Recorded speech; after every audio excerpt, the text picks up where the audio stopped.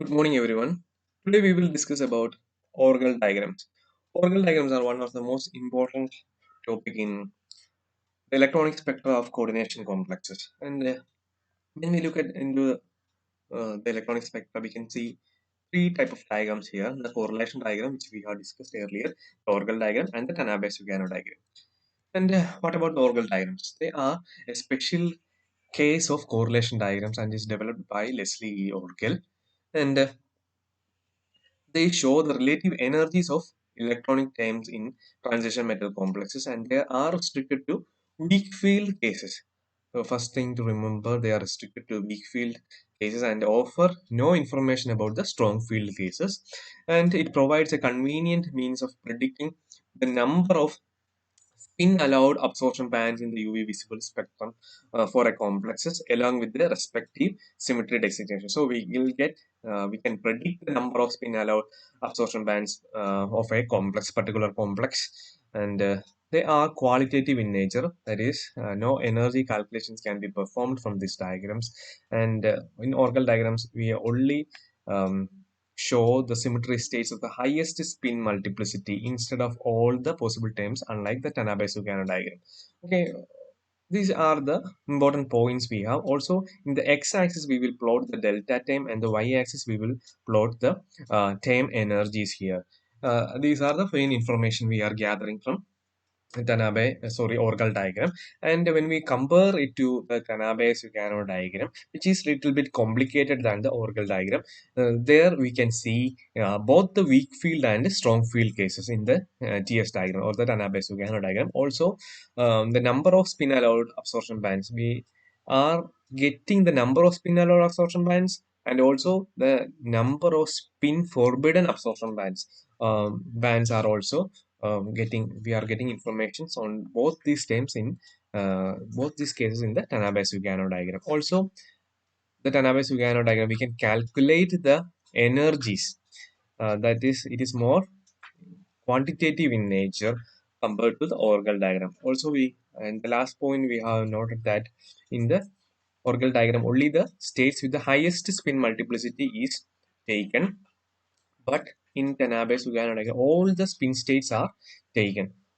For example, when we are taking the D2 configuration, we can see that D2 configuration, the terms, possible terms are 3F, 1D, 3P, 1G, and 1S. All the terms with the 3 multiplicity 1 are taken in the Tanabe-Sugano diagram. But in Orgel diagram, we are only taking the spin states with the highest multiplicity. That is, the highest multiplicity is 3 here, and the 3F and 3P are taken. There is an important things on Orgel diagram and the comparison between Orgel and the Tanabe-Sugano diagrams. Also, this is the table which we want to deal with it.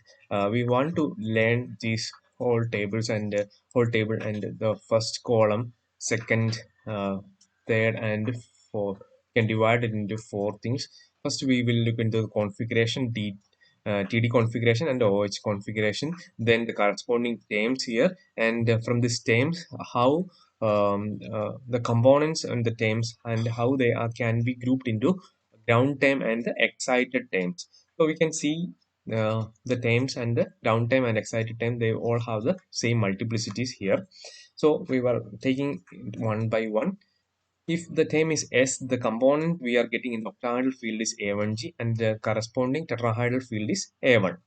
So S time split into A1G, P time split into T1G, T1G in the octahedral time and T1G in the tetrahedral field.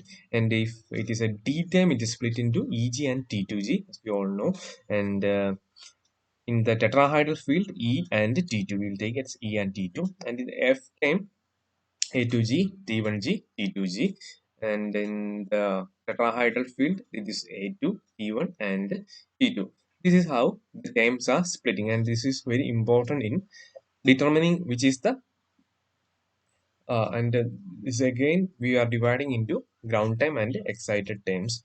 And another important thing regarding the configuration is that in the configuration OH and TD there is an inverse relationship. inverse relationship is viewed here because tetrahedral field is negative of octahedral field. If we are taking D1 octahedra, it is similar to D9 tetrahedron, and D2 it is similar to D8, D3 it is similar to D7, D4 it is similar to D4 tetrahedron, and so on it goes. And so is the terms. In octahedra D1 and D9, the term is 2D term, and in octahedral D2, it is 3F term. We all know how the terms are calculated here. It is taken from the time symbol. We are calculating it from the time symbol, and 2 and 3 all represent the multiplicities which we are getting from the 2s plus 1 calculations. Also, when we are looking into the terms, we can see that d terms are there, f terms are there, s terms are there. So all the Orgel diagrams we are constructing, we can divide it, the Orgel diagrams in the case of f term and d term. Especially there's only one S time is there, and one configuration, that is the D5 configurations. OH and TD corresponds to 6S time, and there is an Orgel diagram regarding S also. That's a quite simple one. The most complicated one is the F time, and the second complicated one is the D time. The simplest is the S time, which we will discuss. So another important factor we are getting is, you can see from this table that if the term is split into D term, there are two components we are getting. D term is split into T2G, either T2G and EG. D terms T2G and EG, either T2 will be the ground time, or E will be the ground time. That we will look into how we can assign a term as a ground time and excited time. But when we are considering the F terms, we have seen that the F term is subdivided into A2G is in T1G and T2G terms. Either A2G is the ground term or T1G is the ground. So we can see that either T1 is the ground or A2 is the ground. One thing about this 3F term is that when we considering the D2 term, we said that there is another term with the same multiplicity here. If it is an F term, there is another P term also regarding the same multiplicity. That's 3P is also there. The 3P is represented here. That will be always in the excited term. That T1GP is given. Rest are 3T1GF, 3T1G, and 3T2, 3A2G. The T1Gs are given by either F or P to know where they are originating, and we can also see that if it is an F time, there is corresponding P time it will be there, that is a 4P is also there, and the P times are split into T1G, and F time there is also a T1G. For knowing whether which is term belongs to which, we will say either it is T1GP or T1GF. And so in all the cases, we can see this T1G term everywhere with the F term for T1GP, for 3T1GP, 4T1GP, and 3T1GP is always there with the F term. That indicates a P term in the states. If the state is F, there will be corresponding 3P will be there, and this is how we will determine the ground time. This is very important. We know if the time is 2P, the components we are getting is either T2G or EG, and from T2G or EG, how we can determine the ground time is regarding their electronic configuration, and looking how they are arranged. And we can see that in the D1 state, there is a single electron. Either EG can be ground or T2G can be ground. And when we compare uh, this electron this electron can be here or here. So there are three energy states possible.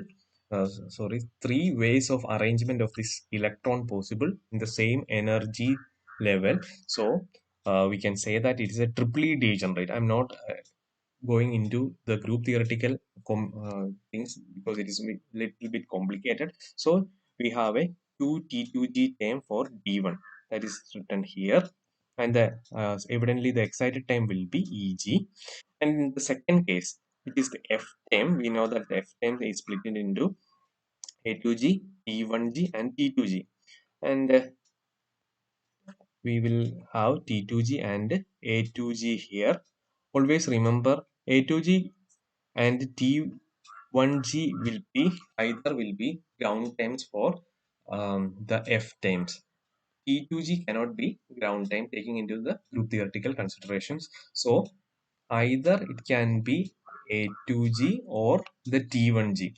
When we look into the T2 configuration, we can see that there are two electrons and three positions there, three orbitals there, and these orbitals can be we will take the single orbital, vacant orbital can be placed here or here. So we can say that it has a three level arrangement possible with the same energy. So it is also a triply degenerated term, that is a G1G term is possible here. And when we look into the D3 configuration, there is a symmetrical arrangement. Always remember that if it is a symmetrical arrangement, the case will be A2G for F terms. Symmetrical arrangement corresponds to A term, and here the possible components are T1G and A2G. So A2G is the downtime for T3 configuration. D4 configuration, we are we know that we are always taking the weak field cases. No strong field cases are taken. So the high spin cases are considered here, and we are arranging the electrons in such a manner. In T2G, there is 3 electron and EG 1 electron. So that this electron can be either here or here. That means there is a two-way arrangement, and two-way arrangement it corresponds to E10. So in D4 electronic configuration, we know that the term is 5D, and D terms can be either split into EG, either be ET2G or EG, and the ground term is EG here because there is a two-way arrangement possible here. And in the D5 electronic configuration, term is S term. S term, there is only one way of splitting the S term, that is A1G. The component is A1G. So we are writing here the ground time for T5 is A1G, and 6 is multiplicity, that is the 2 into 5 by 2 into 1. So 5 plus 1, 6 is the multiplicity here. And D6, if the configuration is D6 configuration, the term will be 5D. The 5D will be the term. But when we are arranging the 6 electrons, we can see that the 6th electron is in the T2G state, and there is a paired electron here, and the paired electron can be either here or either here. So there is a three-way of arranging the electrons. So we can say the ground time will be a triplet state. So we are taking the 5 T2G as the ground time instead of the 5 EG, which is excited time here. And D7 configuration, we can see that there is a two paired electron and one unpaired electron, and one unpaired electron can be either here or either here.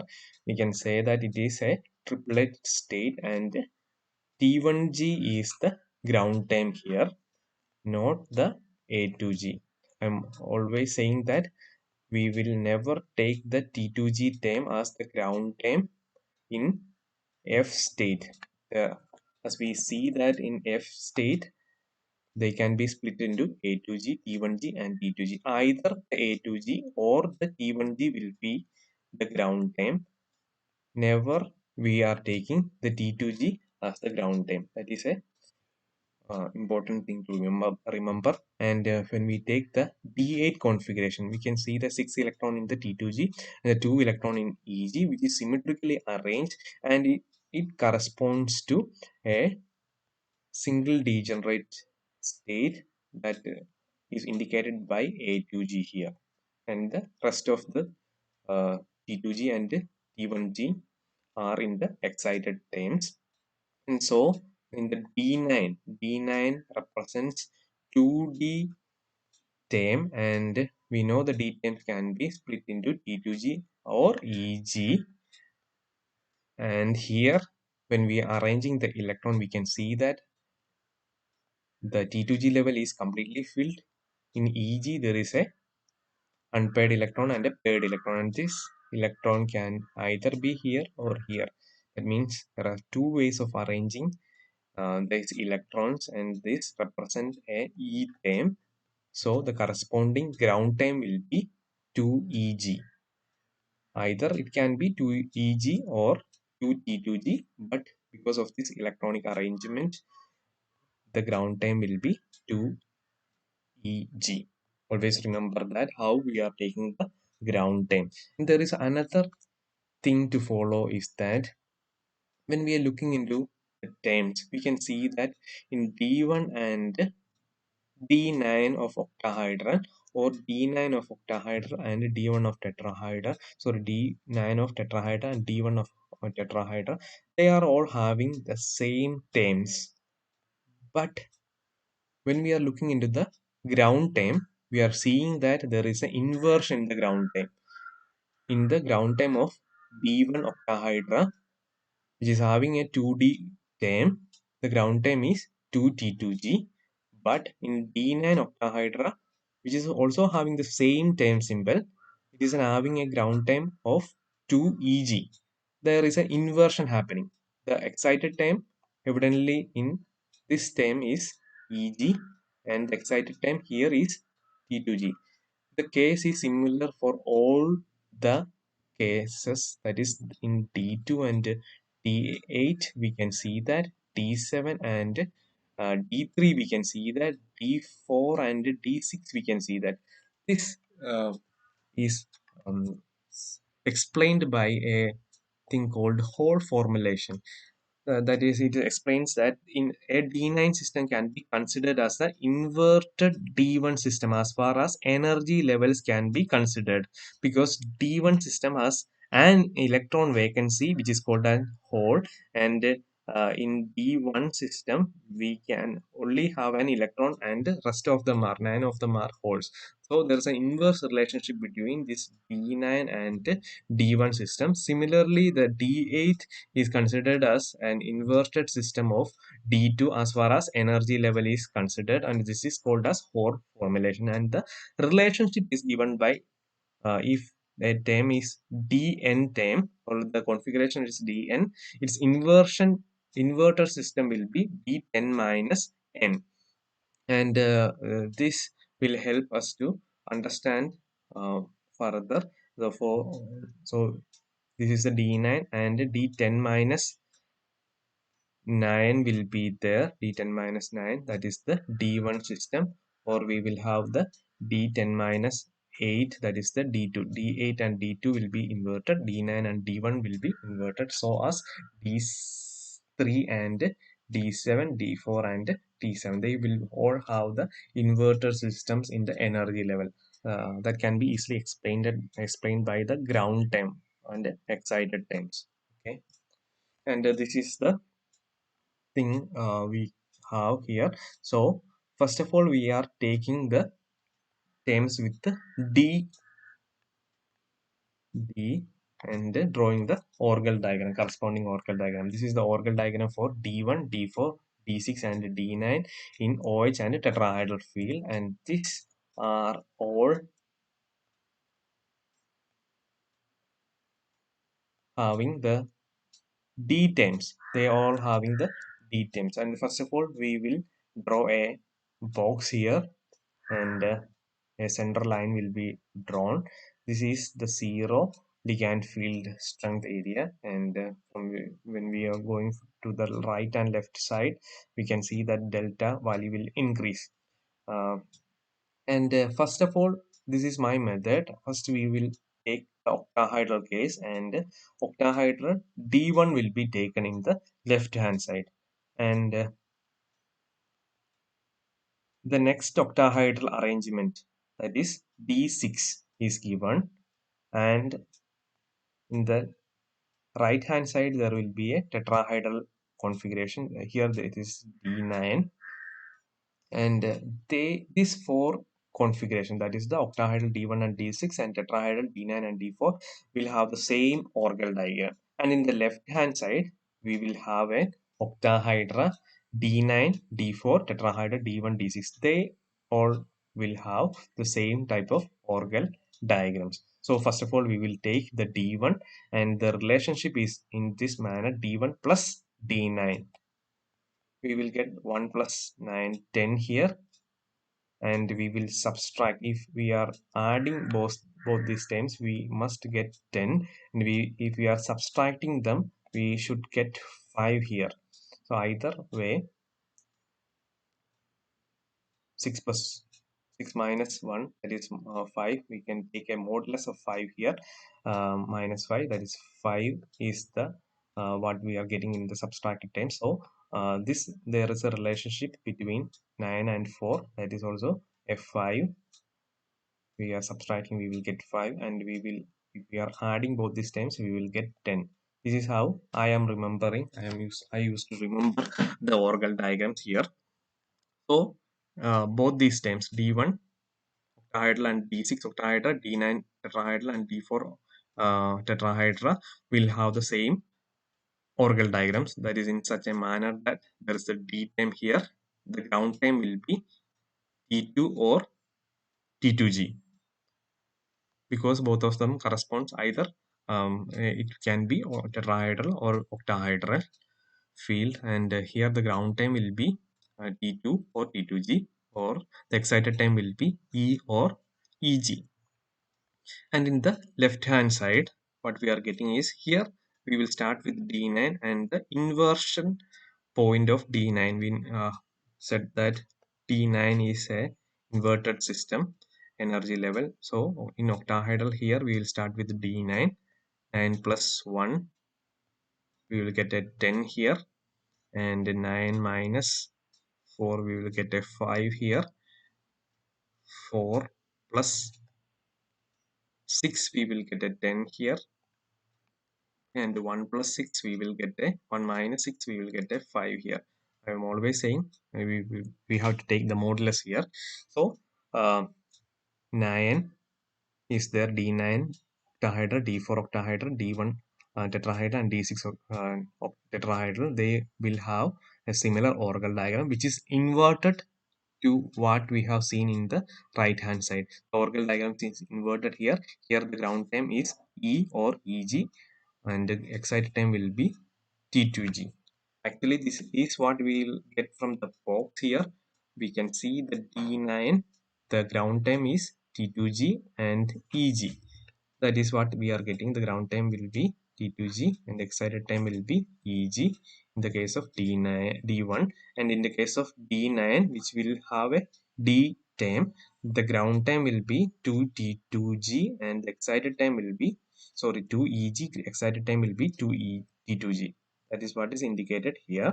We have to give the multiplicities. If you are, someone is asking D1, represent the D1 configuration or D1 Orgel diagram, we have to take into consideration the uh, multiplicities. 2D is the multiplicity.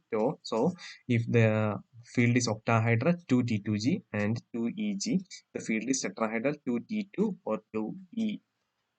In this manner, we have to write it. And this is about the Orgel diagrams corresponding to D terms. And when we are taking the F term, it's a little bit complicated, and earlier we start with the D1. Here we will start with D2, and along with the D2 octahedra, along with it 2 plus 8 is 10. So D8 is the configuration. When we add, we will get 10. And we will subtract, we will get 5. That is D7 is the other partner of dihedral D2. That's D7 and the D2 are having the same organ diagrams. And here we will get 5 and here we will get 10. 7 plus 3, 10. 8 minus 3, that is 5. And when we look into the Orgel diagram, we have seen that for a D2, it is the F term. F term along with F term, remember that there is also another term, the same multiplicity, that's the P term will be there. And if it is the F term, the ground term will be 3T1G.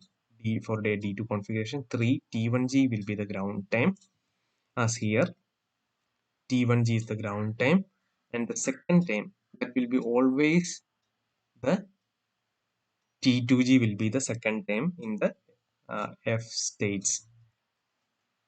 T2G, then T1G, then A2G is coming. And this, remember, this T1G belongs to P, and there is a crossing between A2G and T1G.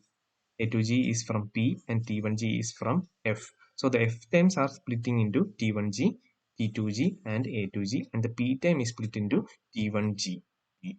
We always remember that, and that is the case of F, that is in octahedral field D2, D7, tetrahedral field D8 and D3. They are all having the same Orgel diagrams. T2G first, T1G first, then T2G, then here it is T1GP, and then A2G F is there. And in the left hand side, the inverted energy level of D2 is D8. We will start with the D8 plus 2 is 10. So in tetrahedral, we will have a D2 configuration. If we subtract, D3 will give a 5, and here D2, here D3 plus D7, that gives the 10, and here 2 plus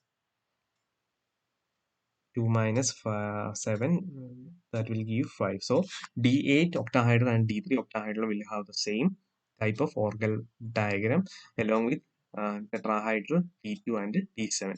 So when we are looking into D8 or D3, first we will take the D3 case. 4F will be the term, and ground time will be 4A2G. From where we are getting the 4A2G? Here, when we are arranging the 3 electrons in the T2G, we can see that they are symmetrically arranged, and symmetrical arrangement corresponding to A time. So here we are getting an 4A2G as the ground time, and again the excited times will be 4T2G, 4T1GF, and 4T1GP. Here there is no crossing. The T1G terms will not cross, they always repel each other, as we have discussed in the correlation diagram. So the first term or the ground term will be A2G, then T2G, then T1GF, then T1GP will be the Orgel diagrams ground time and excited time. So this is the case of Orgel diagrams with the F term, and there is a special case which we have mentioned, D5. D5, the free electronic time is 6s, and if s is split into octahedral field, we only get a A1G state, and 6A1G is the case we are getting. 6A1G is the case we are getting in the octahedral field, and for a D5 configuration, 6s is the term and 6A1A2G is the case we are getting here, and this is the only case which has a multiplicity of 6.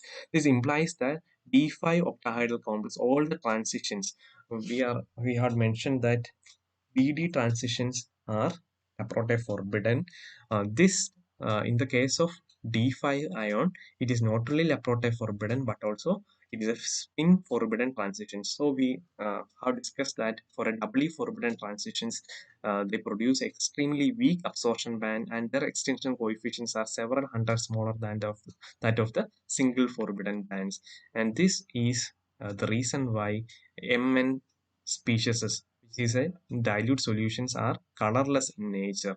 But if the concentration is increasing, we can see that a faint pink color is appearing, and this is because of the relaxation they it take place, and this relaxation is due to vibronic coupling, and this is a special case of D5 ion. And what about uh, then the repulsion between the T2G P and T2GF? We can say that this is due to these terms, both these terms T1GF and T1GP stay square away from each other, and this is due to the quantum mechanical non-crossing rule in the Orgel diagrams for D2 configuration, and not only for D2 configuration but also for all the cases we can see that there is a non-crossing rule will be obeyed, and sorry, this D3, I think D3 configuration, and these terms will have the same symmetry, and they will never cross each other, they will always repel each other. That is because of the quantum mechanical non-crossing rule, which we have discussed earlier in the correlation diagrams. Okay, thank you. That is all for Orgel diagrams.